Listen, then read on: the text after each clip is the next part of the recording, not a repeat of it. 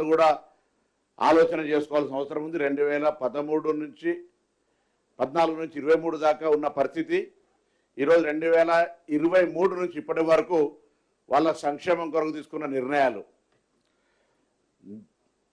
ఎప్పుడు కూడా ఈ ప్రజాపాలన ప్రభుత్వంలో ఆర్టీసీకి సంబంధించి అన్ని రకాలుగా పెండింగ్ సమస్యలు పరిష్కరిస్తూ భవిష్యత్తుకు సంబంధించినటువంటి అన్ని అంశాల లోపల సానుకూలంగా ఉంది.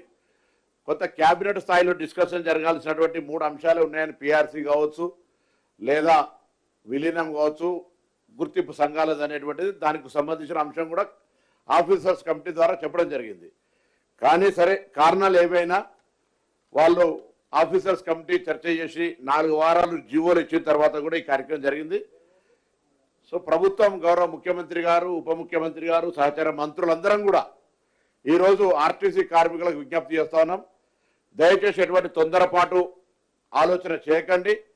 ప్రభుత్వం పూర్తి స్థాయిలో మీ పట్ల సానుకూలంగా ఉంది.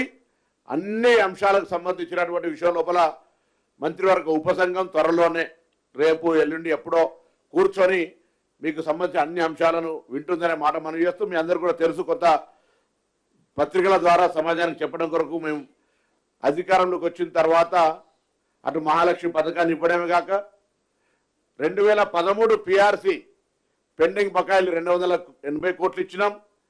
2017 పిఆర్సీని ఇవ్వడంతో పాటుగా కారుణ్య నియామకాలు కావచ్చు, లేదా డిస్మిస్డ్ ఉద్యోగాలకు సంబంధించి కావచ్చు, కొత్త ఉద్యోగాలు కావచ్చు, కొత్త బస్సులు కొనుగోలు చేయడం కావచ్చు, ఇన్ఫ్రాస్ట్రక్చర్ డెవలప్మెంట్ చేయడం కావచ్చు, అన్ని రకాల ఆర్టీసీ కార్మికులకు సంబంధించి పూర్తిగా సామరస్యంగా ఉన్నాం. మనం ఈ మధ్యలో మేనేజింగ్ డైరెక్టర్ గారు మేము మాట్లాడినప్పుడు కొంత యాజమాన్యం తరఫున కింది స్థాయిలో కొంత అధికారుల దగ్గర కొంచెం సమస్యలు ఉన్నాయంటే వాటిని కూడా తీసేసి ఎలక్ట్రికల్ బస్సులు వస్తుంటే ఉద్యోగ భద్రతకు సమస్య అనేటువంటి ఒక అపోహ సృష్టించిన సందర్భంలో కూడా అనేక సందర్భంలో ఒక్క ఉద్యోగం కూడా ఈ ప్రభుత్వం తీసేసే పరిస్థితి లేదు, తీయదు అనే మాట కూడా స్పష్టంగా చేసినాం.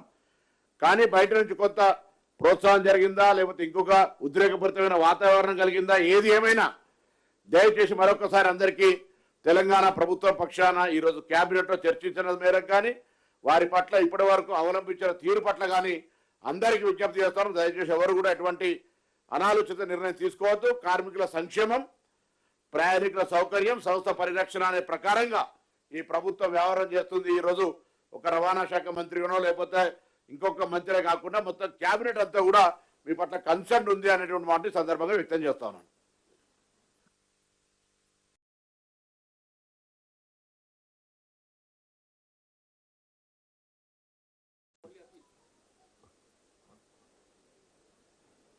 పాత్రికేయ మిత్రులందరికీ నమస్కారం.